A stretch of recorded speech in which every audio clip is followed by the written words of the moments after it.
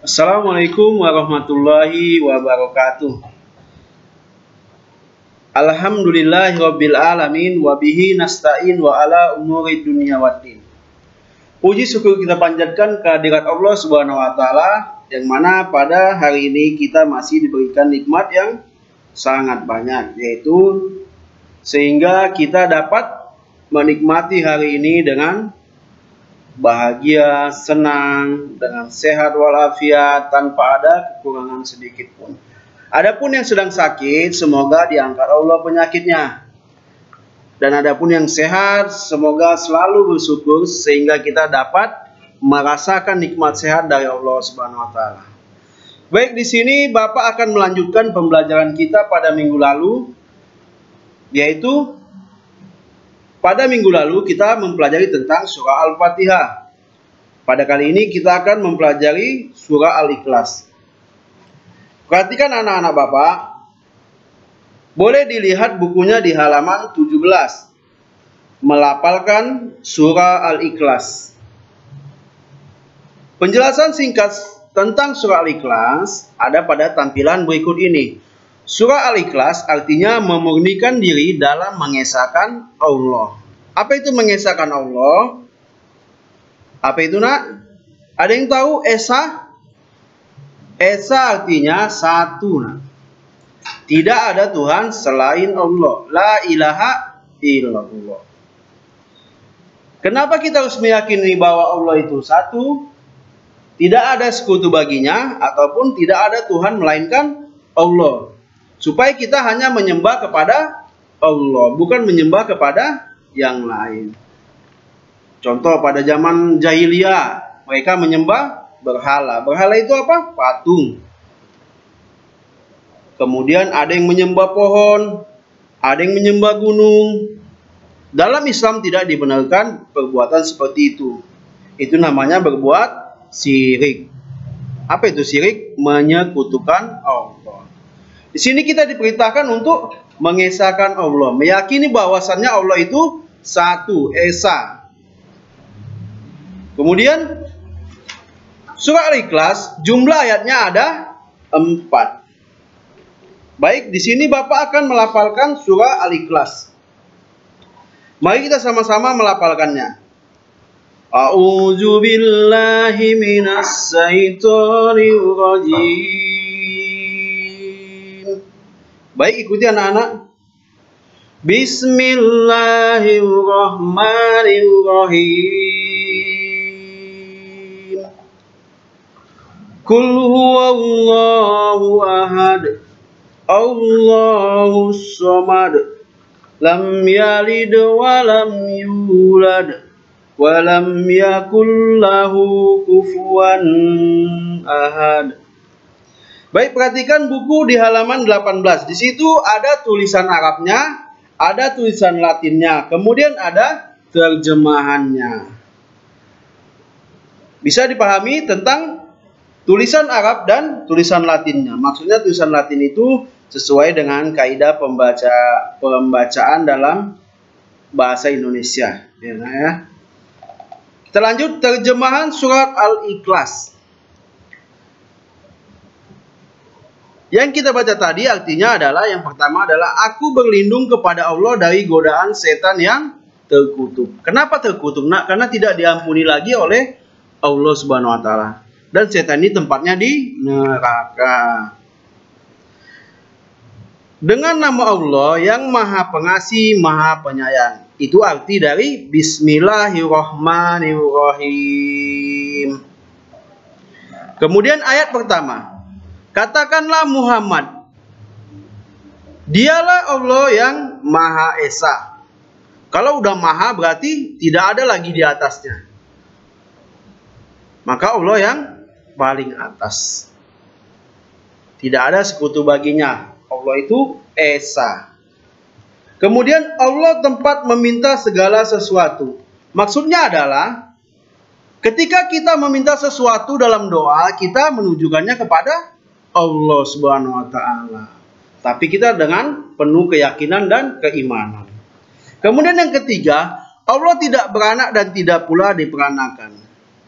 Maksudnya adalah Allah itu tidak mempunyai anak dan tidak pula beranak.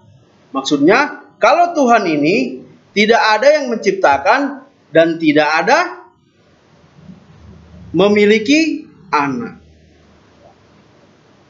Baik. Yang keempat, dan tidak ada sesuatu yang setara dengan Dia. Jadi Dia adalah maha atas segala-galanya. Kenapa? Karena Dia adalah Tuhan kita. Dia yang kita sembah. Dia yang menjadi meyakinkan keimanan kita bahwasannya Allah itu Esa. Bahwasannya Allah maha atas segala-galanya. Maksudnya adalah mampu atas segala-galanya. Kemudian halaman 19. Halaman 19. Ini tadi sudah kita lafalkan. Kemudian selanjutnya halaman 19. Perhatikan. Menunjukkan hafalan surah Al-Ikhlas. Maksudnya di sini adalah anak-anak Bapak ada hafalan tahfiznya. Silakan tunjukkan ke guru tahfiznya. Kemudian dengan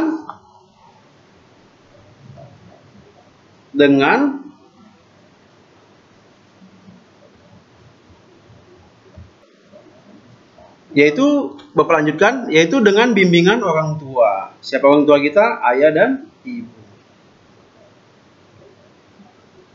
Pertama kita tadi membacanya, yaitu melafalkan surah Al-Ikhlas. Setelah lancar membaca dan melafalkan surah Al-Ikhlas, marilah kita menghafalkannya satu ayat. Mulai dari ayat pertama sampai ayat keempat. Ulangi hafalan kalian berkali-kali.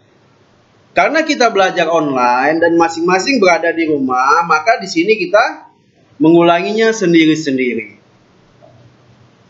Semakin sering kamu menghafal, akan bertambah lancar. Setelah hafal surah Al-Ikhlas, tunjukkanlah hafalanmu di hadapan orang tua.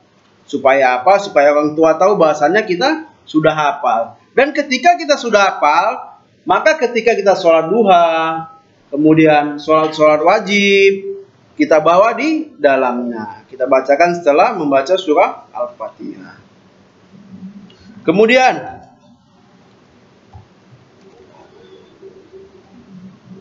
pesan-pesan dalam surah Al-Ikhlas. Surah Al-Ikhlas menerangkan bahwa Allah itu, apa tadi Bapak bilang? Allah itu Esa. Esa artinya satu. Tidak ada yang berhak disembah kecuali Allah. La ilaha illallah. Tiada Tuhan selain Allah. Kemudian, Allah tidak punya anak dan tidak punya orang tua.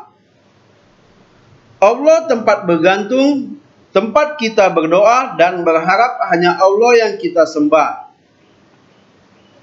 Allah tidak ada tandingannya, tidak ada yang seperti Allah. Allah tidak seperti makhluk, Allah tidak punya sekutu. Kita umat Islam beriman dan menyembah hanya kepada Allah saja.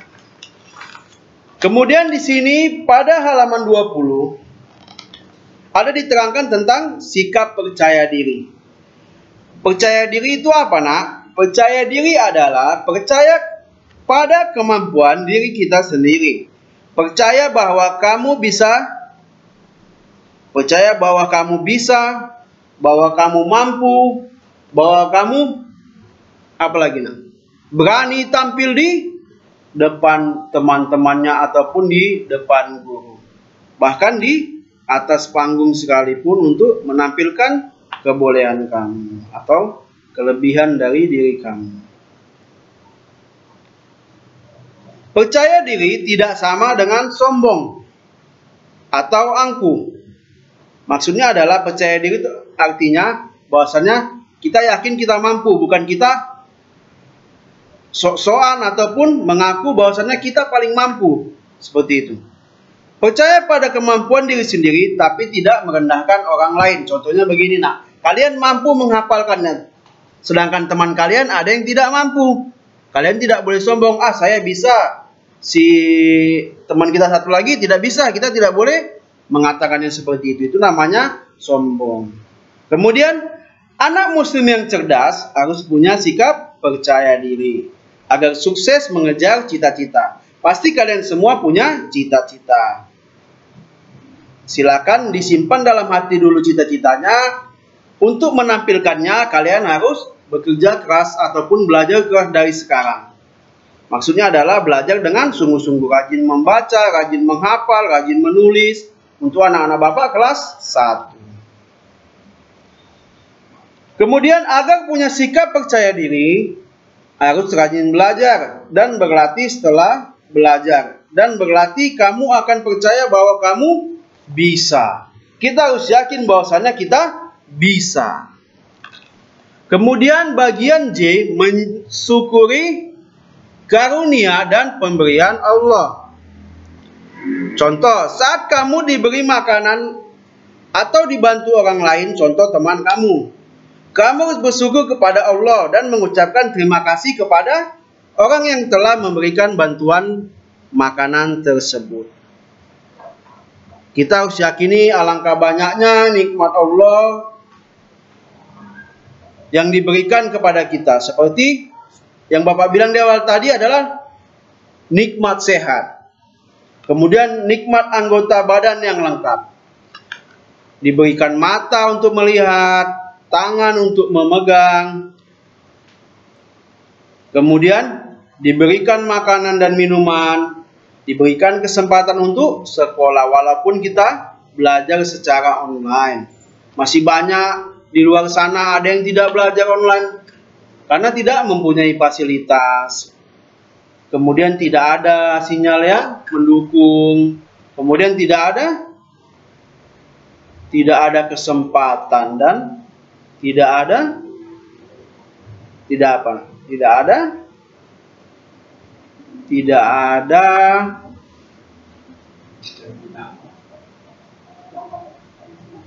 tidak ada apa yo? Baik, Bapak lanjutkan. Tidak memiliki kesempatan. Makanya kita di sini bersyukur bahwasannya kita masih diberi kesempatan, masih diberi nikmat sehat, nikmat waktu sehingga kita dapat melaksanakan pembelajaran meskipun secara online.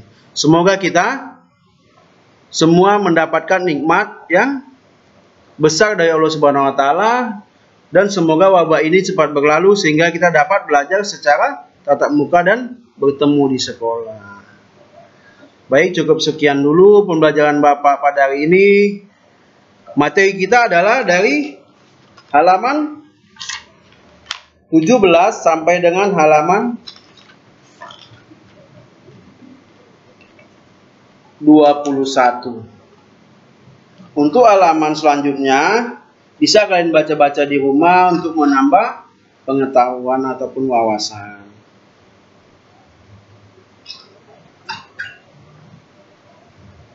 Baik, assalamualaikum warahmatullahi wabarakatuh.